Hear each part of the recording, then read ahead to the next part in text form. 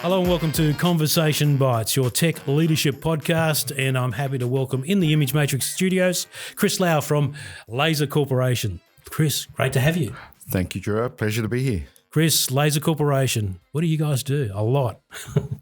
We sell a lot of product across many brands, mostly consumer electronics. So there's about 700 active lines across 9 different brands. 700? So we're talking about smart home. Pet has been very big. Power banks, work from home kits. We sold drones and dash cams, sports cams. We sold headphones, audio. So you've got a lot of products, and you might see a lot of them in Harvey Norman, for example. A lot of retailers in many different brands, Harvey's, Big W. Yep. So Laser's not just Laser Corporation or Laser products. What sort of names are underneath the Laser brand? So we have a range of smart home products under Connect Smart Home. We've had Navigator, which does our sports cams, dash cams, drones. We have Tech for Pets under Pet Stock, and a variety of other house brands that we do for retailers. I've got one of the pet water fountains. It's fantastic. The cat loves it. Actually, you might hear him during the podcast. Yes. So, that's Fry in the background if you do. But how popular has that pet line of things been? The pet category has been really surprising for us. We identified a demand overseas, I guess, for tech for pet and supplying technical products to pet owners was a gap in the market we saw. Take yourself back 12 months ago. What was Laser Corporation doing in the face of the world's greatest pandemic for 100 years? Yeah, getting ready, not getting ready, but experiencing COVID a year ago. Seriously, we were getting ready to downsize. We were applying for the JobKeeper for 30-odd staff, and really we were ready to batten down the hatches and weather the storm. But it all changed. Since then, sales have picked up in categories which we didn't even know, like PPE. We started to sell webcams and work from home kits. And these are products we hadn't sold for years. We're about to throw them in the bin. Yeah, so you had this stockpile of keyboards, webcams that were essentially not moving. Right, so we've been around for about 33, 34 years. We started selling keyboard, mice, mouse pads, webcams 20, 30 years ago. We hadn't sold many for the last 10 years. And all of a sudden with COVID, just went crazy. Can you tell me what a conversation like that is like? You're running a company and you get a phone call. So what sort of companies are calling you? Some of the biggest retailers. They're saying, and what are they saying? Say, Chris, what's have you got any keyboards? It was literally like that? Yeah. Like, you got keyboards was and literally mice? like, do you guys still sell webcams? Okay, yeah, we were about to save them for you. And instead of throwing them in the bin. And then, you don't want to drive the price down. No, right. So they said, we'll take them all. They didn't even ask us how many we had. We had a few thousand, but we took them all. And then we rang the factory and they said, you and everyone else wants this product. Wow. Get in line. So it turned out your stockpile was a bit of an advantage. So they give you a pretty quick cash injection? For those products, yeah. But then we started to pivot to like PPE products. Right. So we got onto the TGA approvals. We got a rapid test kit approved. We started getting masks in and started to learn about that category really quickly. Now, a lot of companies did that and maybe not making money out of it now, but what happened with all that drive for PPE? It was sort of a call to action. So whilst we were looking at the business and saying, what do we need to do to weather the storm? Yeah. Gladys came on TV and said, if any companies out there have a distribution network. New South Wales Premier, yeah. That's right. And we asked our factories in China and looked at our supply chain and said, we can get this pretty quickly. What's required to get it to market safely and compliant? And so we pivoted that around in about 3 weeks. 3 weeks, wow. So what happened with all that product? We sold through. Right. So we sold through quite a few containers of those products pretty quickly.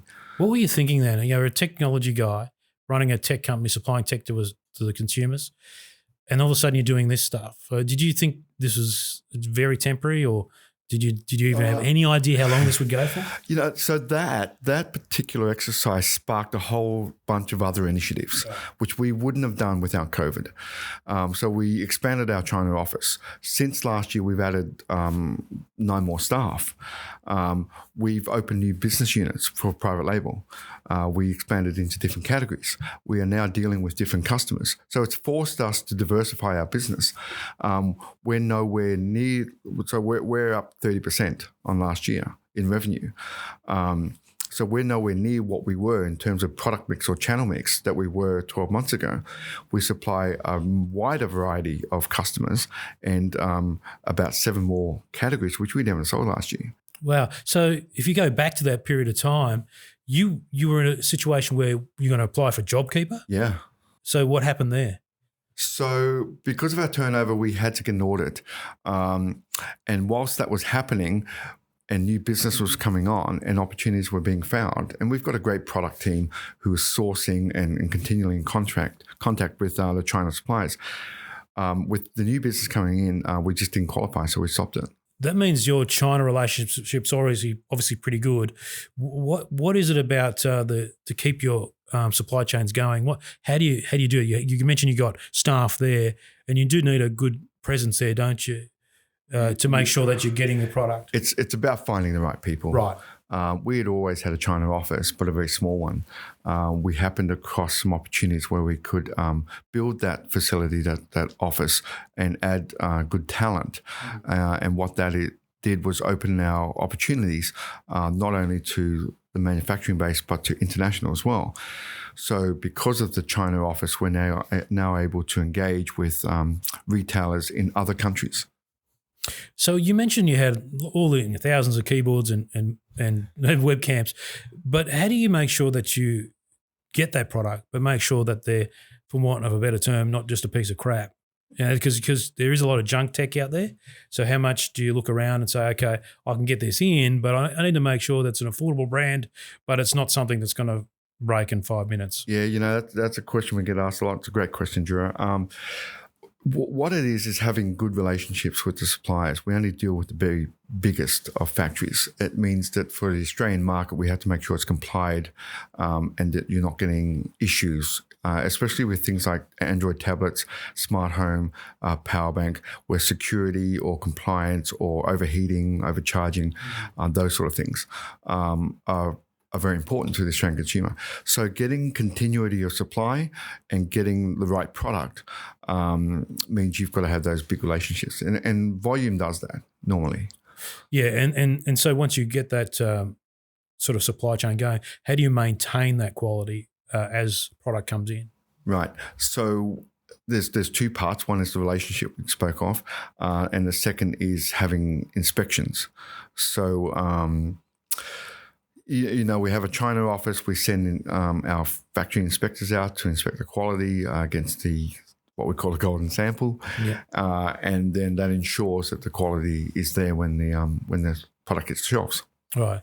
What's Australia like as a marketplace for tech companies producing consumer products? Because look, the populations in India, China, US, we're a pretty small market. We are. At any one time, depending on the product category, the factory will say, you guys in Australia are about 1 or 2% of our business. Wow. But that's fine. But we are also a very tech-savvy country. That's a good point, because others I've spoken to, Chris, sorry to interrupt there, is that Australia's seen as like a testbed market, or it's a good promotional market. So if your phone works here, Apple does this too. Like Apple puts Australia at the top of the list. Is that what you sort of mean? We find that in our market, so our company is all about technology for everyone and bringing the affordability to new tech. So getting Android boxes or tablets more affordable. So we find that the audience, no matter what your demographic is easily accepts the tech and are early adopters, whether you're talking about an iPad or whether you're talking about our $99 tablet. So if I say to you, I'm getting a tablet's worth $800 and you got a $99 one, how do you convince me as a consumer that, well, one's got to be junk and the other one's got to be, fantastic? Whereas I think somehow we've been at some end of the market, we've been told that the most expensive one is absolutely the way to go. But if you use the product, maybe we're paying too much for these things at the moment, especially Android. Well, it's a funny thing. It's about the user type. Right. So if I was to tell you a bit about, I don't use our tablet. I use an iPad. Right. I use an iPhone, and I buy the very latest all the time. I'm not the target demographic, but I love selling our product because I understand that consumer at Target or Big W or Harvey Norman wants a good value tablet. Do you personally look at the products? Absolutely. Try them out. I'm part of the test crew. We get our whole team to try out the product because we're consumers at the end of the day.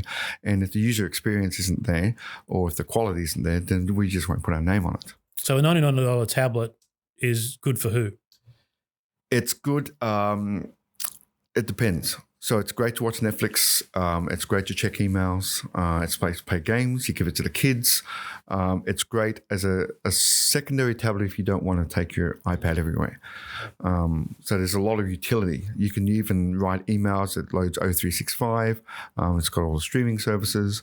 Do you think with cheaper products, does it encourage a throwaway society? And is that important to you to make sure that you're a bit more green in your approach to products?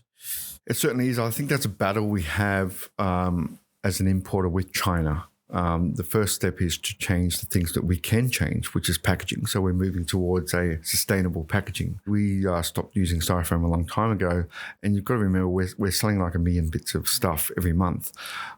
So we have a covenant where we have to have sustainable packaging. The challenge is that on our particular type of product or brand, you still have to give the consumer a good experience at the shelf. So the packaging needs to do its job in terms of selling the message of the product. However, you still need to make it recyclable and if you can't use elements like a crystal box or like that theatre of the packaging, it limits you in your options. All right. So you've got all this product coming out of China. And how's the supply chain going now, by the way? At the moment, it's very tight. Yeah. Because there's a shortage on chipsets, prices are going up, and there's just some uncertainty. Yeah, just on that, I think we've got probably about another 6 months of pain with the chipsets. I mean, what sort of products, and this is the funny thing, like a cable, like you guys do HDMI cables, all those things have chips in them. Yes, absolutely. So everything that we do from Blu-rays to Android tablets, dash cams, they all have chips in it. And whether you're talking about a CPU or a daughter board or any sort of electronics, there are shortages on supply there. Yeah, and things like PlayStations, everyone wants one, they can't get them. And this goes to show that if there's a centralized sort of chain of supply, if one thing falls over, the whole world suffers. So how do you move forward in the production of electronics? Absolutely. So you have to. So in our experience, you've got to put them on the line. You've got to commit to the volume and build on that relationship and say, we'll commit to the forecast over the next 9 to 12 months. Right. And then you can get some continuity. You can no longer shop factories and just go, who's got the cheapest price, I'll go there. So if you don't show the loyalty to the factory, they just won't supply you. So you look at places like Samsung, of course, and in Taiwan, massive producers of semiconductors, but the US wants to, some of the larger semiconductors they use in old trucks and that. Yeah. They're trying to resurrect that in the US, which I don't think is a bad thing. Like I think this brings me to the next question and your expertise in this. Is it possible to build an industry like that in Australia and do it ourselves? From our perspective, no. Only because... Would it take too long? And because of the cost of manufacture and the scale, because we're dealing with in tens of thousands or hundreds of thousands of units, we're not dealing in like hundreds or thousands of units. So to scale at that volume to get the product produced quickly, it would be cost prohibitive to manufacture those types of low-end electronics. Well, what if we were looking to export? Instead of bringing everything in, what if we were looking to export and then therefore selling more of those? 100%. So on those low-tech items, so when we did PPE, we were talking to local people in Australia, which is our preference, to do sanitizer or to do masks, even if there was a slight price premium. It wasn't so much a nationalistic thing. It was a better supply chain. Yeah. Chris, let's talk about your leadership styles. What sort of a leader do you think you are? It's a difficult question. I rely more on my team. I heard once Henry Ford says, surround yourself with people who are better than you. So that's our mantra. We work as a team and hopefully we all work towards a common goal. Yeah. Have the days of those verbal shakedowns or being told how it is, have they gone from a leadership? Because I think everyone's a bit sensitive now. I spent 10 years at Panasonic, which were a great part of my career. Yeah.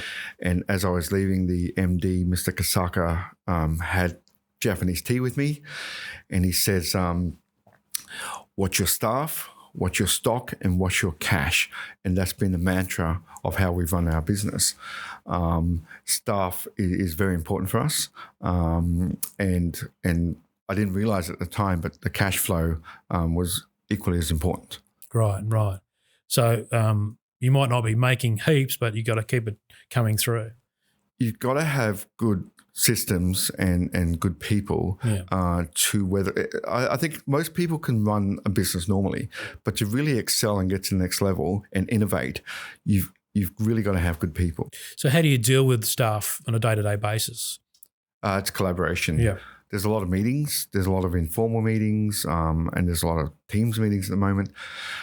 There's a lot of collaboration in terms of how long are those meetings? They could be short. They could be just short catch-ups. What do you think about this product?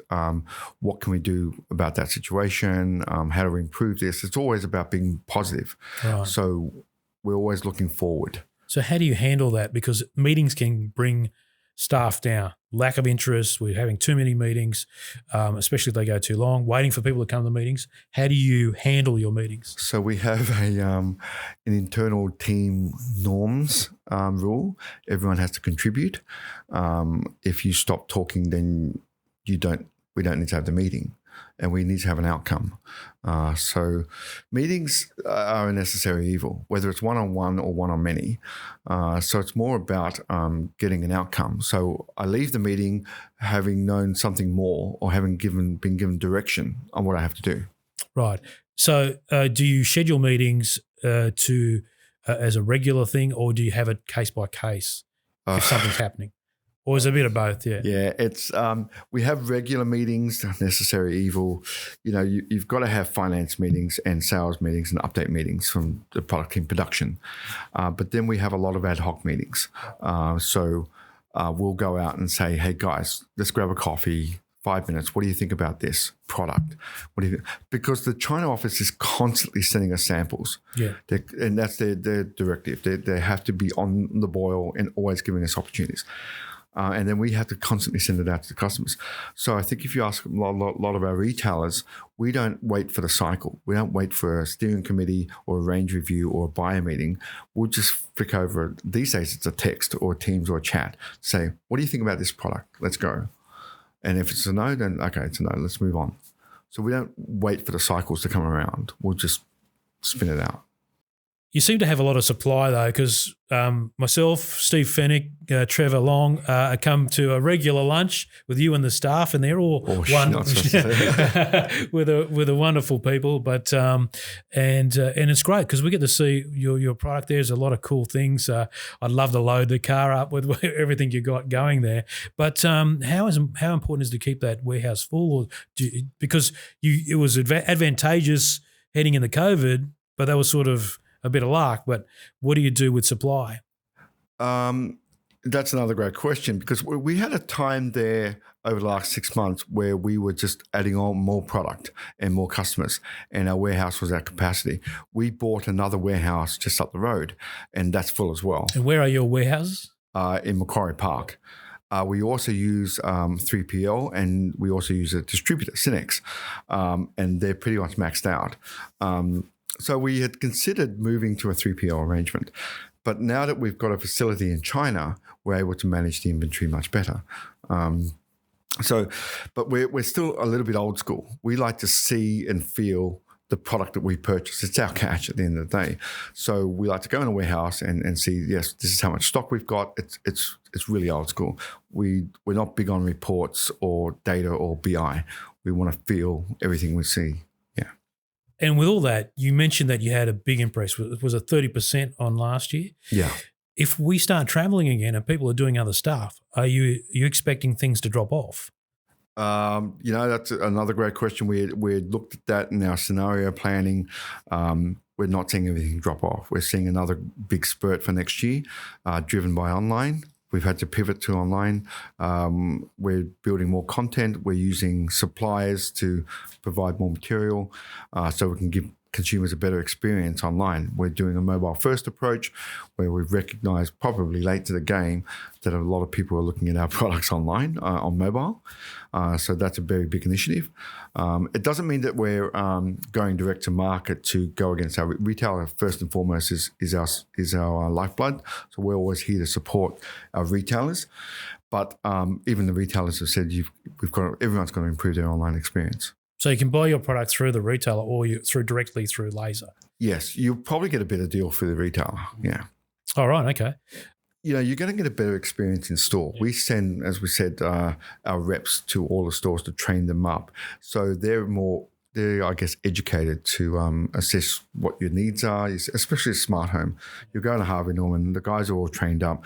They'll work out whether you live in a flat or an apartment or a house, and they'll work out what your budget is, and then they'll put together a solution which is designed for you. If you just go online, you'll be picking up light globes and probably things you won't use. Yeah.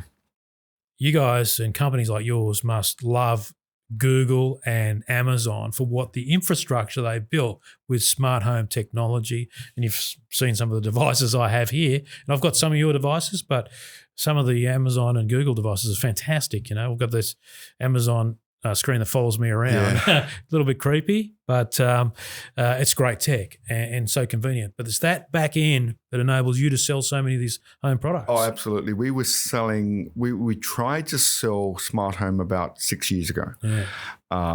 But then it was very convoluted. You had different systems like Zigbee and Z-Wave, and so it was difficult for the consumer to understand. Google and Amazon have done the heavy lifting through voice. And so now that it's all combined in one universe, it's easy to add products onto the Google universe. So our smart home products, especially Connect Smart Home, works with other brands, with or without Google. So you're able to add more devices. And plus, for us as a category, smart home has a huge roadmap.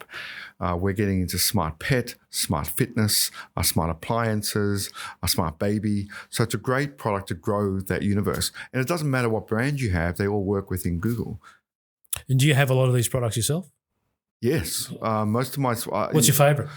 The smart garage door opener, which we're just about to launch, and the door locks. Right. So an example would be, last year I was cooking for once. I forgot some ingredients. I rushed out to Woolies to go and get some ingredients. I forgot to lock the door, forgot to turn the light off. I was at the checkout queue at Woolies, and my phone, Google came up and says, I noticed you're not here. I've closed the garage door. I've locked the doors. I've armed the cameras, and I've turned off all the lights.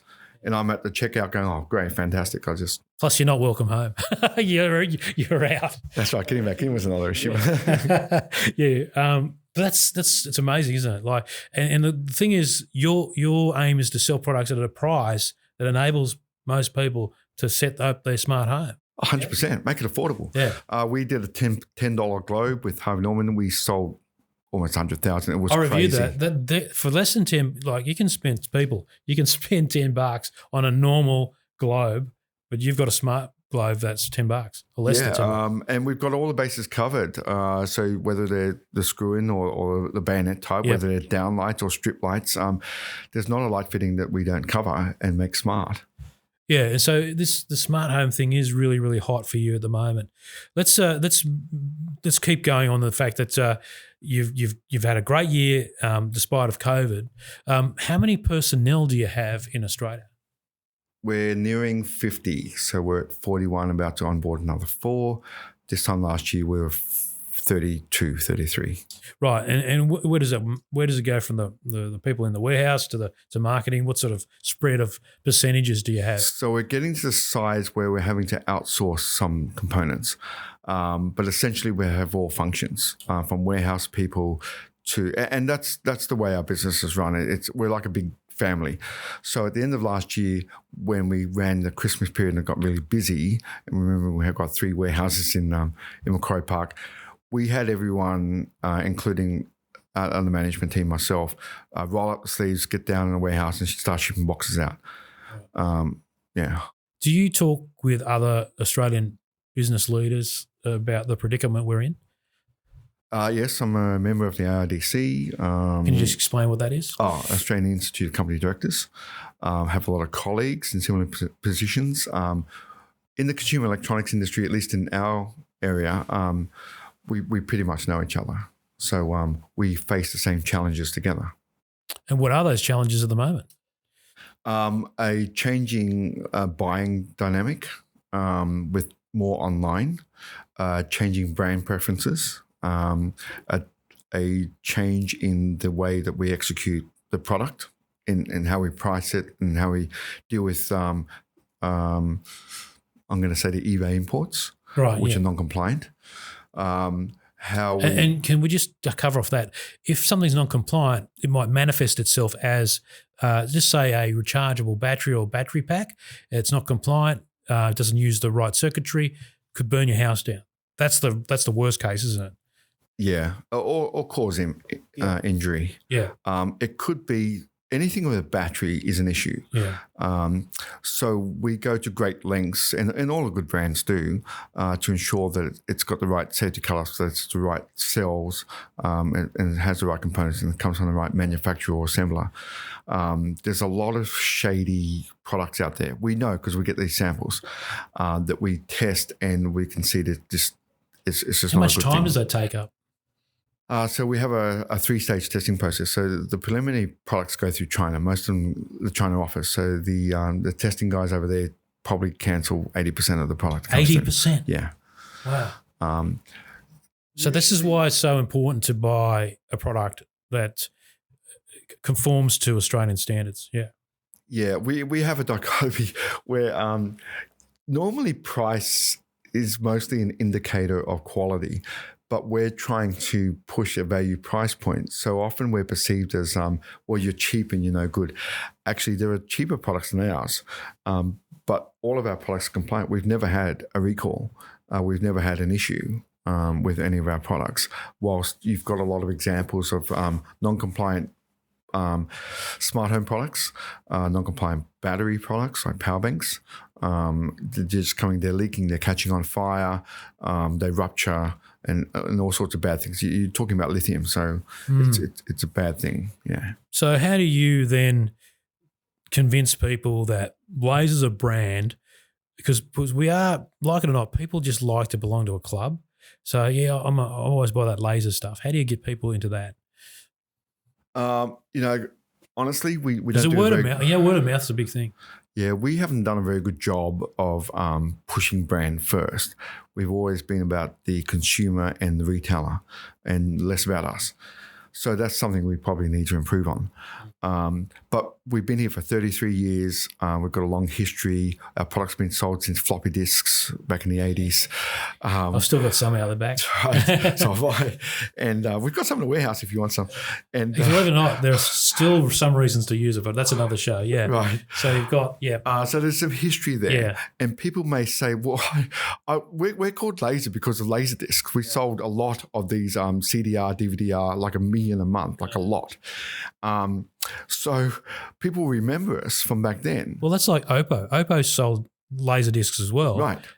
So for the technology or the compliance question, it's about, well, you may have bought one of our products in the past, and if that sort of did okay, then the products we're selling now are sort of the same, under the same compliance and standards and quality that we brought to market previously. Well, I'm happy to say that I'm a big advocate of laser because I've used a lot of your products, a lot of the HDMI cables.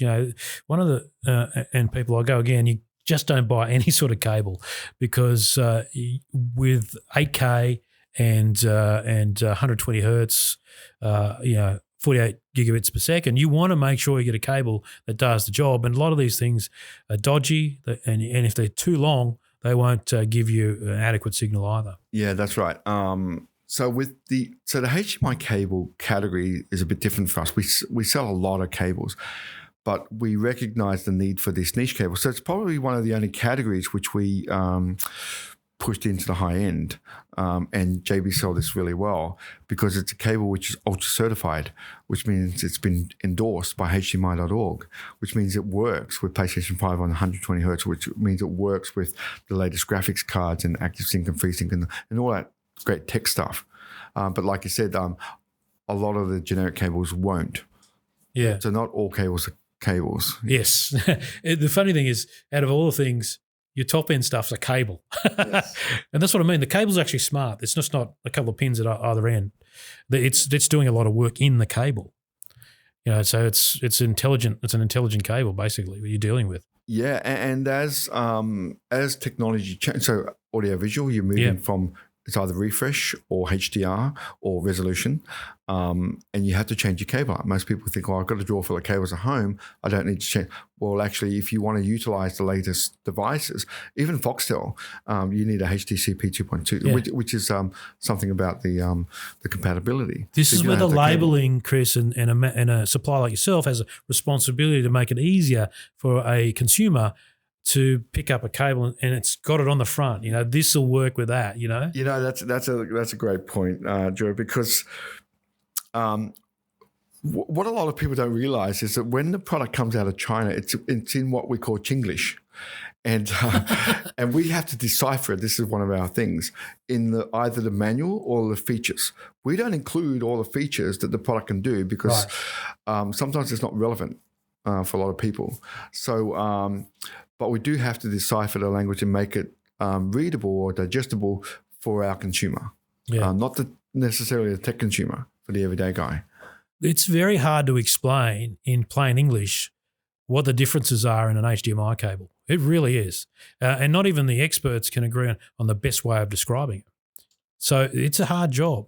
Especially on HDMI and AV, there are 16 different items on the HDMI 2.1 standard, which we had to explain variable bitrate and EARC and dynamic refresh and HDR10+, a lot of things which we had to explain on the cable when really you would have thought that maybe should have been explained by the TV manufacturer or, This brings me to another question. You keep leading me down interesting parts, which is great, is tech jargon. I think tech companies do a terrible job in describing products to people.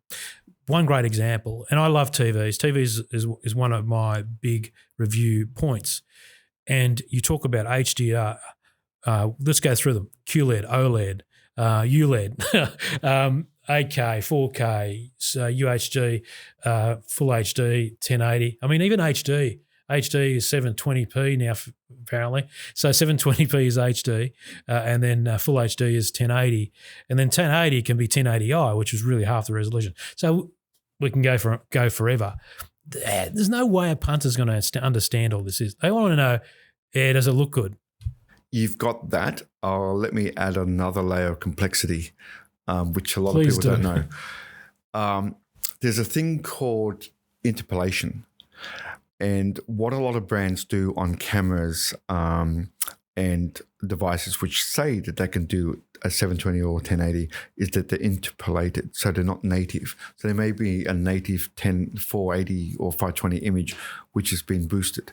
Yeah. So you're not getting the full quality. So when you go to buy this product and you think, it's Full HD 1080, it's actually not when you get it home because it looks really grainy and without the resolution.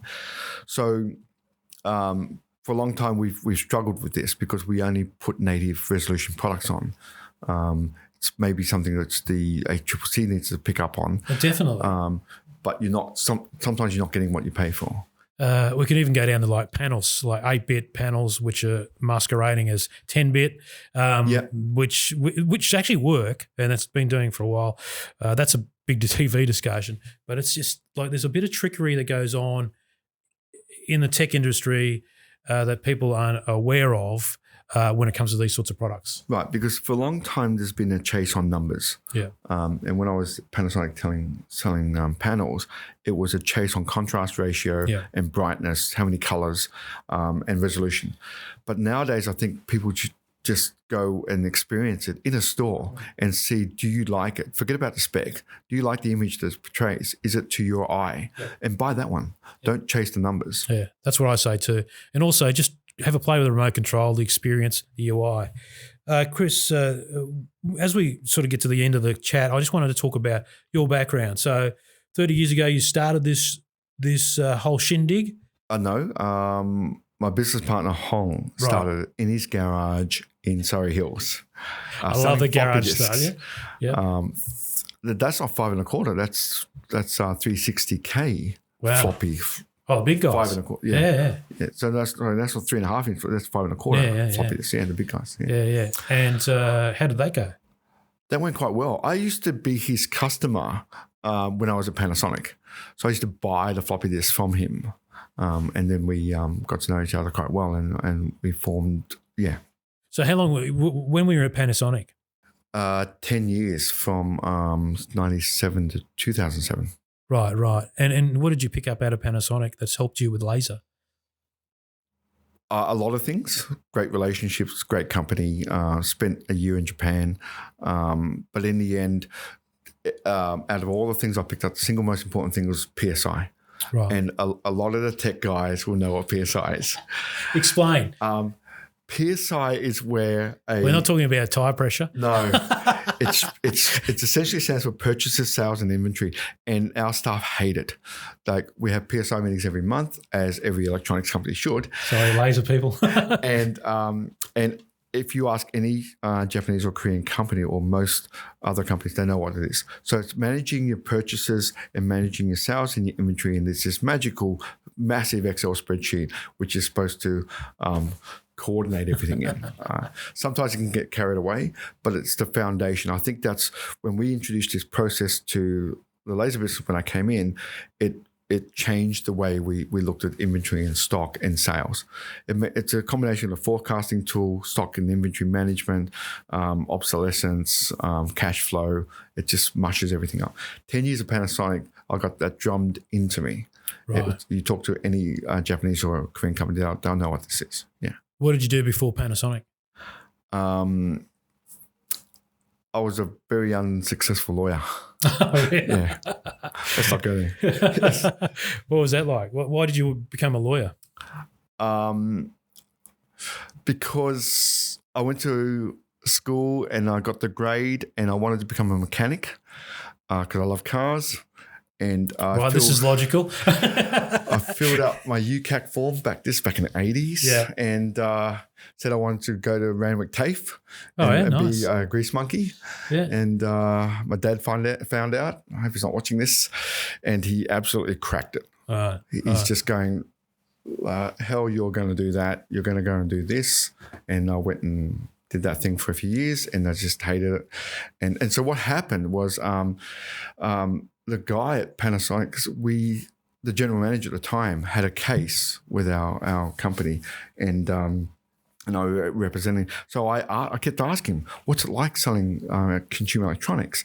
And he kept the dialogue. And after a while, he said, "Seems like you're quite interested in this stuff. Why don't you come over and work for us?" Really? And so I did. Wow. Yeah, they're good stories like that. It's funny you talk about those trades like being a mechanic. They're so valuable now. Like anything, it's amazing, isn't it? Yeah.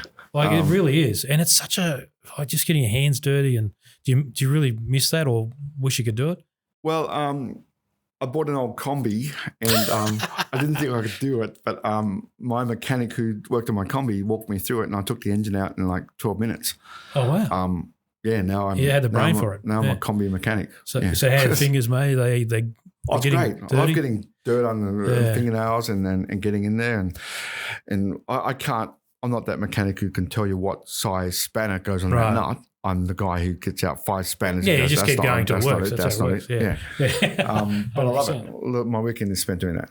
What out of the lawyer stuff, the legal stuff, has helped you in this business? I'm sure there's stuff that helps. And I always think, because the legal stuff's really important these days with copyright and so many things you have to, like the right to repair and that sort of stuff is a big issue for people in tech. The only thing I took away, I guess, is risk management. Right. Looking at the fail-safe worst-case scenario and how would you get out of it. Yeah. And we apply that to our business. So it's plan B, plan C, plan F, and it's the what ifs. Yeah. What if it doesn't sell? What if it doesn't work? So we fail more times than we succeed on product. Right. So we've got more failures in the room on that didn't work, but we had to try it. We'll give it a go. And some of these failures have been pretty spectacular. We tried to do a Wi-Fi speaker, like a value end Sonos type product. It was a great product backed by Qualcomm. Just didn't work. So we bombed quite a bit on that one. Right. And then what do? Do you tie yourself up in knots? No, move on. Right. So plan B, so this is where the risk analysis goes. So if that doesn't work, oh crap, what are we going to do? Just dump it out to a secondary channel, clear it off, maybe overseas, and then do it again. Right. Can I give you a rugby analogy? Bob Dwyer, great Australian coach, World Cup winning coach. I worked as his media manager back in the day. He used to say something that resonates with me to this day, in that he says, I better not catch you making a negative mistake because you're going to get ripped off the field and you probably won't play next week. But if you make a positive mistake, I'm not going to say a word. And that to me is exactly what you're talking about. Yeah, it's we have this entrepreneurial spirit that is part of our induction in the company. And in fact, you don't get employed by us until you have this sort of spirit. And it's about giving everything a go. And we don't have a critique system where people are saying, oh, that sucked and you suck. And we joke around with that a lot. But we're just saying, oh, it didn't work. Let's get out of that, move on. So we never look back. We only, what's next? All right, then this digs back even deeper. Where did you grow up? Where were you born? Born in Australia. Yeah. No, but whereabouts in Australia? Pambula, Merimbula. Oh, right, okay. Yeah. So did you grow up there? Yes. Yeah. My parents owned a restaurant in Merimbula. Yeah. Eastern Jade. Worked as a kid in my dad's restaurant. Then he opened up a chain called the Imperial Peking. Right. And worked through my school years there. What sort of chef were you? Or I wasn't a chef. I was just a busboy. Oh, right. I was just collecting dishes. Did he let you cook? No. No. Are you allowed to, you said you had to do some cooking at home now. Oh, yeah, I can burn toast. I don't. You need a device to help you with that. But and so what was that? What were those formative years like? In your relationship with Dad and getting you to work and all that sort of stuff? You don't know it at the time, but it's anyone who's worked for their parents and you know, in an Asian type culture, you don't back chat. You just do it, and that's just the way it is. The biggest thing is work ethic. You get that anyone who's worked for at a young age or with the parents, you just do it. Yeah. And it's not like, oh, it's a 9 to 5 job. It's 5 o'clock. I'm knocking off. It's you just do what needs to be done until it gets done. It is the number one thing I look for. I mean, I haven't had too many people under me in an employee relationship, but the ones I've had, I look for work ethic is the absolute number one thing. Because if they're not working, well, I always outwork them. That's the way it is if you're the boss. But if they don't have work ethic, it's just pointless. You know, work ethic, it's one of those things. We are a family-run company. When COVID hit, we were very concerned that the work from home thing wasn't going to work. I'll be honest, it was a distrust thing. We didn't trust that everyone would get up in the morning and join the Teams calls. But we were pleasantly surprised. So it wasn't a case of working harder or being there until the boss goes. It was a case of just getting the job done. And for us, I guess COVID really brought that home. So we were a lot more relaxed and a lot more trusting with work from home. So as long as you're getting your job done and you're communicating and we're visible to each other, then and the technology has done that for us, then we're very trusting with the work ethic. Yeah. That's good to hear about the trusting at home. 20 years ago, I tried to do that when I was at the Waratahs because I had a better setup in my place. That initial response by you is what I saw a lot. And the positive to COVID is that trust now with people that they work hard. In fact, if I take my wife, for example, she works harder from home than she did from the office because it didn't stop. There was no sort of clock in, clock out. It's all the way through the day. Oh, absolutely. We noticed that as well. And not that it was mandated, but we noticed emails and responses started to come through after dinner or early in the morning. And if someone was awake, they'd say, what are you doing? Oh, I couldn't sleep. I'm just going to finish this now. So more work was being done at home and we were more productive. Plus, you didn't have that those disruptions like you have in the office, the chit-chat and the coffees and the that's true. Yeah. Some of that's a bonus because that's where you might have ideas and bounce around. Plus, it's I think it's still got to be fun, isn't it? You want your job to be fun. You don't want to be onerous. It is because our sales team is very dynamic and maybe a bit inappropriate. Thank you. I got no problem with that. They're taking a piss out of each other, and that just doesn't happen when you're at home. You can't do that on a Teams call. So they're playing practical jokes on each other. It's a way to alleviate the tension in the sales guys, and you don't get that if you're not around each other. Yeah. How do you handle the Zooms or you use Teams, Microsoft? Teams. Yeah. How do you find that? It's great. Well, it was a steep learning curve at first as everyone tried to get their webcam set up or their computer at home set up. You didn't sell all the webcams, so you were able to use them? Yeah, a lot of our stuff have laptops, or I use my mobile phone actually. But yeah, better quality actually, because most of the laptops have 720p cameras. Like I got a $10,000 MacBook Pro and it had a 720p camera in it. Like, come on. Anyway, so that's I digress. There are signs, I'm sure, with anyone using Teams or Zoom. If you don't have your camera on, then maybe you're not dressed for the moment, or you're somewhere where you shouldn't be. But that's cool. So yeah. If I'm doing a media briefing, I generally turn my camera off because you're doing so many of them. And to be honest, mate, a lot of them are really boring. Some of these briefings because they don't get it. And I think you got to, and I think it's a challenge too for businesses. Like those meetings you have in the office, totally different online because you can't. I think you got to condense it. Don't you? Well, you can't read the audience. Yeah. So we'll have meetings in the office where if it gets into those awkward silent periods or eye rolls, you just go, okay, we're done here. Let's go, guys. Don't have to labour on. But the Teams meetings, because you can't see that. You have a tendency, those people who want to talk, they dominate the conversation. Yeah. And they'll just keep talking on a monologue.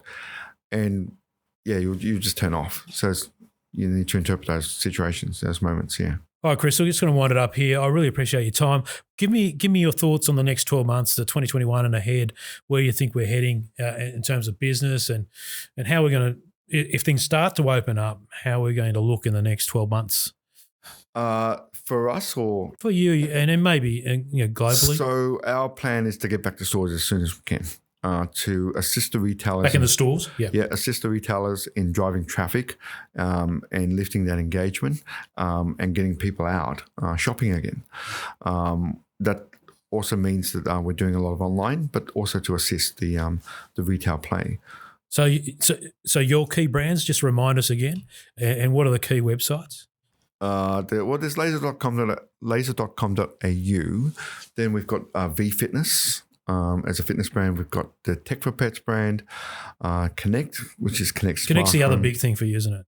Yeah, Connect Smart Home is exclusive to Harvey Norman. Right. It's a huge category for them and for us, but it's got a lot of growth in the smart home category. And then we've got a lot of private label product coming up. Oh, okay. So things are going okay. Things are going better than we expected, which we're very thankful for. We're always looking at that risk analysis like we discussed before and saying, what if it goes south? But I think we've got enough things in play that we can pivot, to use Gladys's words, to another category or another product. And I guess in some weird way, we're thanking COVID for allowing us to diversify our business, build on the staff and the infrastructure. So more warehouses, bigger China office, more staff, more customers. So yeah, in a weird sort of way, we're thanking COVID for that. Right. And just one last one. Would you like to see some more stuff built here? made here. 100%. I think we've got an untapped resource. I'm a big fan of electric vehicles, and I mean, it's not for me to say, but I really wish they would have redeployed all the Ford and Holden plants over to electric vehicle manufacturing. Right. So we have the capability. Absolutely. We've got great infrastructure, great people. Chris Lau from Laser Corporation in Australia. Thanks very much for your time.